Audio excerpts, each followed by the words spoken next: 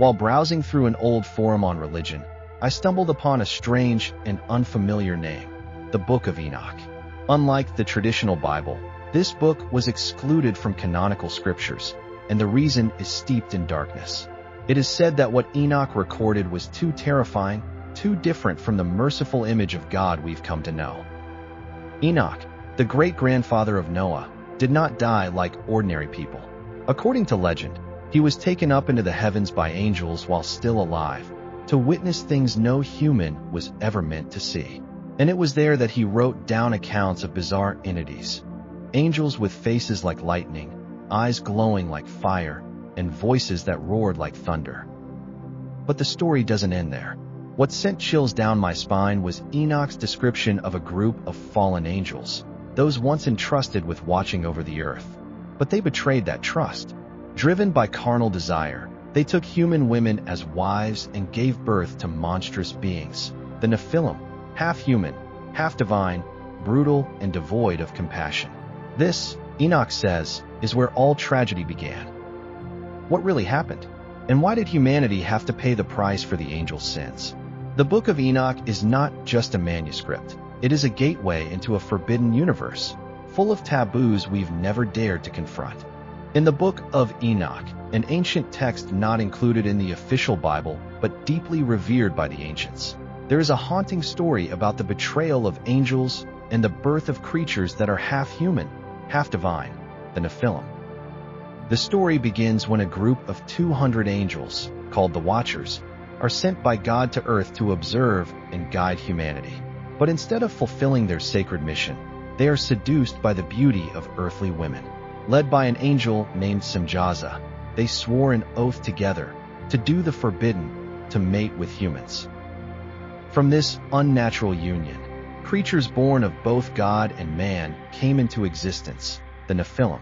At first, they seemed to be powerful and wise beings. But soon, their depraved nature and uncontrollable power turned them into a threat to all of humanity.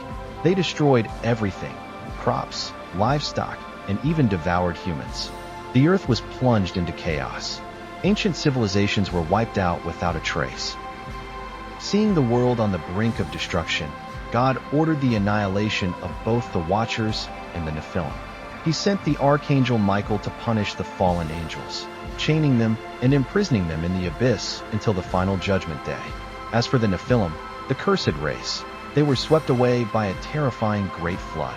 This, of course, is the deluge in the legendary Noah's story. However, thousands of years later, many researchers and mystics still question, did the Nephilim truly perish? Or did some survive, hiding somewhere on Earth, or even within the human bloodline itself?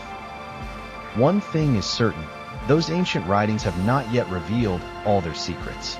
And the truth, if ever exposed, could completely change everything we think we know about human history.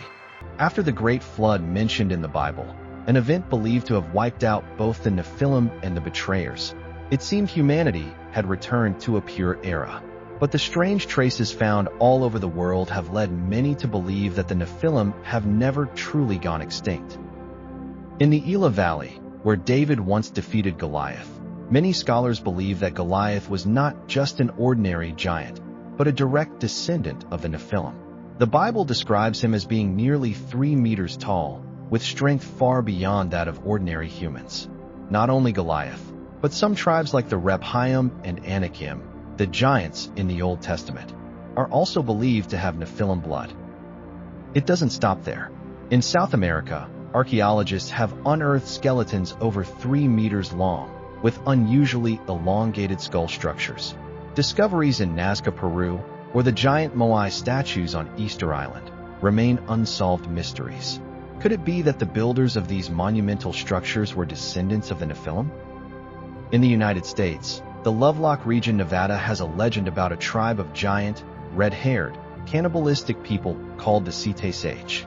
The Paiute natives recount how their ancestors fought and exterminated these creatures, but some of the skeletons discovered in Lovelock Cave are unusually long, leading many to suspect that this story may not just be a myth.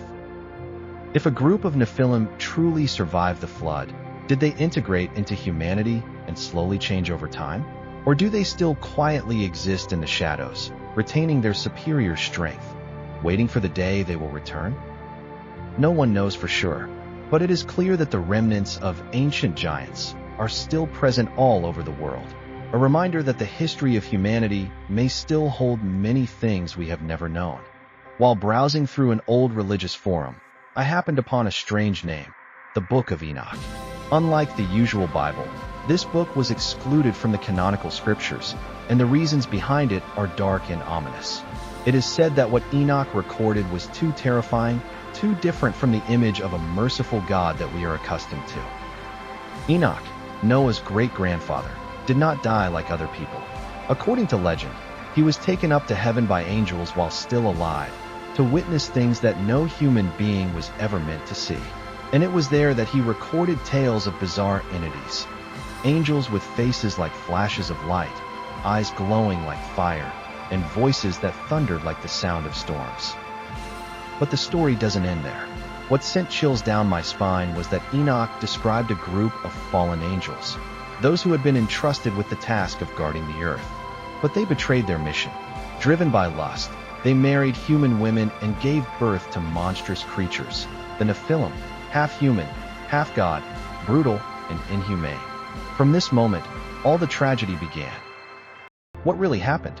And why must humanity pay the price for the angels' mistakes? The Book of Enoch is not just a record. It is a doorway into a mysterious universe, full of forbidden things that we have never dared to confront. If the Nephilim are not just a myth, but once, or still, exist on Earth, the consequences would be beyond our imagination. The questions are, where are they? Who are they? And what do they want from humanity? Some hypotheses suggest that the Nephilim never truly vanished, but instead, they hid behind the guise of ordinary humans, possessing human forms but with superior intellect and the ability to manipulate society from behind the scenes. They could be the masterminds behind technological breakthroughs, giant corporations, or global power structures. They don't need to appear in public. They only need to exert indirect influence to steer history in the direction they want. In fact, some researchers even warn about the possibility of a resurgence of the Nephilim as new technologies like gene editing, AI, and space exploration are opening doors to recreate or resurrect beings beyond human control. Are we unwittingly repeating the cycle of the pre-flood era? From ancient texts, legends, to unsolved mysteries in history, it seems all signs point to one thing. There is a missing piece in human history. And that piece, perhaps, is the Nephilim. In the end, whether you believe it or not, the stories of the Nephilim continue to stir our curiosity and yearning for discovery. Could it be that the truth is so well hidden, it has become a legend in itself? What about you? Do you believe the Nephilim ever existed? And are they watching us from the shadows?